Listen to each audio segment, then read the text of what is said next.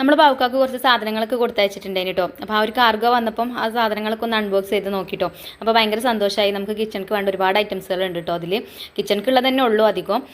പിന്നെ പാൽപ്പൊടി, അതേപോലെ ടാങ്ക്, പിന്നെ കുട്ടികൾക്ക് പിന്നെ ചോക്ലേറ്റ് ഉണ്ടായിരുന്നു, അതേപോലെ അണ്ടിപ്പരിപ്പ്, മുന്തിരി, കറാമ്പൂ, വട്ട അങ്ങനെയുള്ള ഐറ്റംസ് ഒക്കെ ഉണ്ടായിരുന്നു കേട്ടോ. അപ്പോൾ അതൊക്കെ ഒന്ന് അൺബോക്സ് ചെയ്ത് അത് കഴിഞ്ഞതിന് ശേഷം വേഗം കിച്ചണിൽ വന്ന് നമുക്ക് ഇന്ന് നോമ്പ് തുറക്കാനുള്ള വിഭവങ്ങളൊക്കെ ഉണ്ടാക്കുകയാണ്. അപ്പോൾ ഇതിൻ്റെ ഡീറ്റെയിൽ വീഡിയോ ഞാൻ അതിൻ്റെ മുന്നേ അപ്ലോഡ് ചെയ്തിട്ടുണ്ട്. അപ്പോൾ കാണാൻ താല്പര്യമുള്ള കൂട്ടുകാരൊന്ന് കണ്ടുപോയിക്കൊണ്ട് കേട്ടോ. അപ്പോൾ സ്നാക്സ് ഉണ്ടാക്കുന്നതാണ് ഇപ്പോൾ ഞാൻ വീഡിയോയിൽ കാണിക്കുന്നത്. ഞാനൊരു 3 മുട്ട ഒരു ബൗളൊക്കെ പൊട്ടിച്ചൊഴിച്ച് കൊടുത്തിട്ടുണ്ടേനും. എന്നിട്ട് അതിലേക്ക് ഒരു കപ്പ് പാൽ ഒഴിച്ചു കൊടുത്തു. എന്നിട്ടൊന്ന് മിക്സ് ചെയ്തെടുത്തതിന് ശേഷം ബ്രെഡ് അതിൽ മുക്കിയിട്ട് ഞാനൊരു പാൻ ഇവിടെ വെച്ചിട്ടുണ്ട്. ആ ഒരു പാനിക്ക് എണ്ണയോ അല്ലെങ്കിൽ നെയ്യോ ബട്ടറോ എന്തെങ്കിലുമൊക്കെ ഒന്ന് തടവി കൊടുക്കുക. എന്നിട്ട് ബ്രെഡ് ആ ഒരു മിക്സിൽ മുക്കിയിട്ട് ബ്രെഡ് നമ്മളെ പാനിൽ നിരത്തി വെച്ച് കൊടുക്കുക. എന്നിട്ട് നമ്മൾ ഒരു മസാല ഉണ്ടാക്കിയിട്ടുണ്ട്, അതിന് സവാള വെച്ചിട്ടുള്ള ആ ഒരു മസാല അതിൻ്റെ മേലെ കൂടെ വെച്ച് കൊടുത്തു.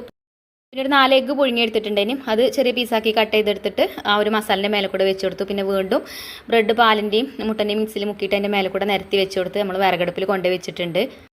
നമ്മൾ നൂൽപുട്ടാണ് ഇട്ട് ഉണ്ടാക്കുന്നത്. ബീഫ് കറി നമ്മൾ ഉണ്ടാക്കി വെച്ചിട്ടുണ്ട്. അപ്പോൾ ഇതാ നൂൽപുട്ടും വേഗം ഉണ്ടാക്കി. അപ്പോൾ ഇതാ നമ്മളെ സ്നാക്സ് ഒരു കുഴപ്പമില്ല കേട്ടോ. വിറകടുപ്പിലാണെന്ന് വിചാരിച്ചിട്ട് ചെറുതായിട്ടൊന്ന് പൊട്ടിപ്പോയിട്ടുണ്ട് തിരിച്ചിട്ടപ്പം, അത് കുഴപ്പമൊന്നുമില്ല. പിന്നെ നമ്മൾ ഈത്തപ്പഴം അണ്ടിപ്പരിപ്പൊക്കെ വെച്ചിട്ട് വേറൊരു സ്നാക്സ് ഉണ്ടാക്കിട്ടോ. ഈത്തപ്പഴം അതിൻ്റെ കുരു കളഞ്ഞിട്ട് അതിൻ്റെ ഉള്ളിൽ അണ്ടിപ്പരിപ്പ് നിറച്ച് കൊടുത്തു. എന്നിട്ട് നമ്മൾ പഴംപൊരിൻ്റെ മാവുണ്ടല്ലോ ആ ഒരു മാവിൽ മുക്കിയിട്ട് എണ്ണയിലിട്ട് പൊരിച്ചെടുത്തു.